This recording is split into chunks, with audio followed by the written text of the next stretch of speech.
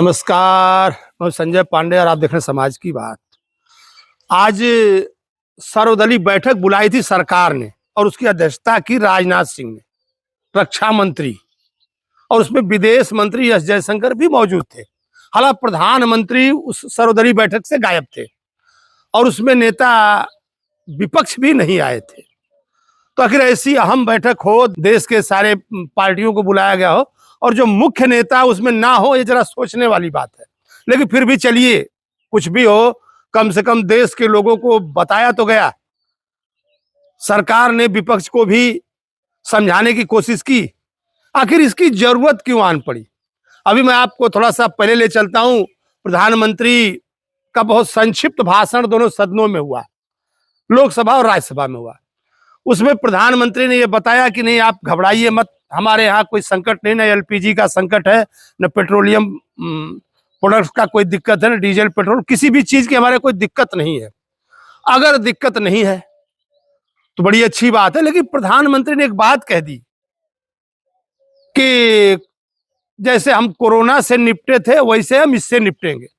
और प्रधानमंत्री का ये कहना क्या, विपक्ष उसका तो काम है वो हवा देगा, लेकिन लोगों के दिमाग में जो एक बातें भर गई, तो क्या प्रधानमंत्री ने जो ये कह दिया कि कोरोना का नाम उन्होंने ले लिया, तो कोरोना के नाम लेने की वजह से मैं आपको बताता चलूं कि शहरों में जो गरीब तबका है उसको इस बात का डर सताने लगा, क्या लॉकडाउन लगेगा? सोचने वाली बात है। जबकि ये कोई बीमारी नहीं है, कोई महामारी नहीं है, लॉकडाउन जैसी कोई बात नहीं, लेकिन लोगों के दिमाग में वो लॉकडाउन घर कर गया है, और जो खासकर गरीब तबका है।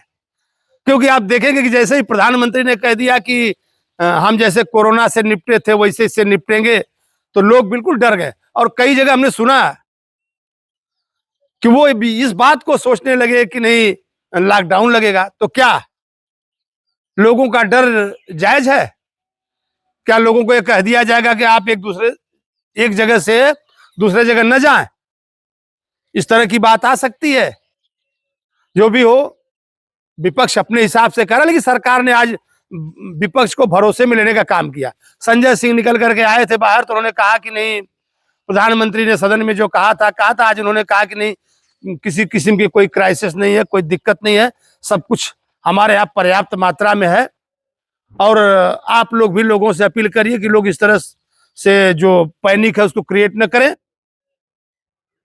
लेकिन कहीं ना कहीं जरूर प्रधानमंत्री का यह भाषण कि कोरोना जैसे निपटेंगे, ये कहीं ना कहीं उसमें जरूर लोग उस पर संदेह करने लगे।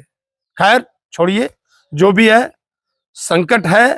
तो कहीं ना कहीं अगर आपने देखा होगा कि होर्मुज स्ट्रेट में जो काफी उसका जो रास्ता है वो ईरान होकर के जाता है, और ईरान ने पहले ही उसको बंद कर रखा है। यहां तक कि कुछ लोग कहते हैं कि 20-20 लाख डॉलर लेकर के ईरान कुछ जहाजों को छुड़वा रहा है, वो वहां से पैसे कमा रहा है। जो जलडमरू मध्य है,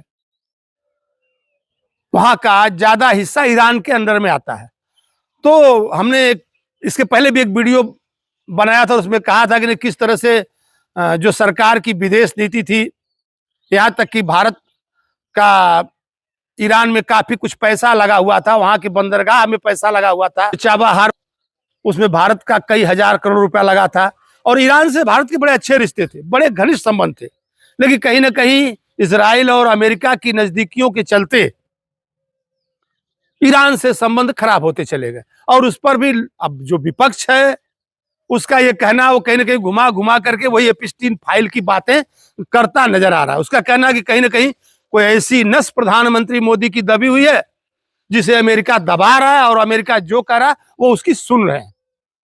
अब हकीकत क्या है ये तो सिर्फ प्रधानमंत्री ही बता सकते हैं।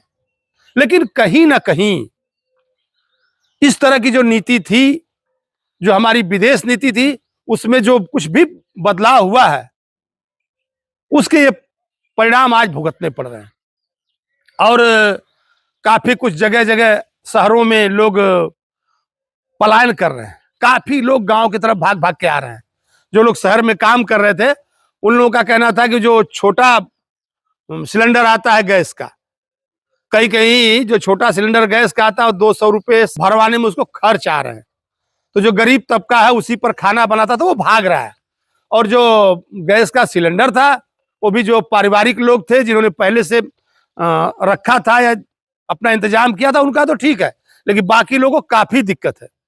और यहाँ तक कि आप देखेंगे कि कुछ ऐसे होटल वाले हैं जो अंगीठी पर या लकड़ी पर भी खाना बना, उन्होंने भी भाव डबल कर दिया।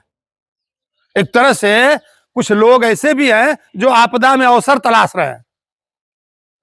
उनकी आदत है कि वो हमेशा आपदा में अवसर तलाशेंगे और वो लोग तलाश रहे हैं, अनाप शनाप भाव लगा रहे हैं। कुछ लोग तो यहाँ तक कि खाने की बिल आ रही तो उस पर LPG का एक्स्ट्रा चार्ज जोड़ करके भेज रहे हैं।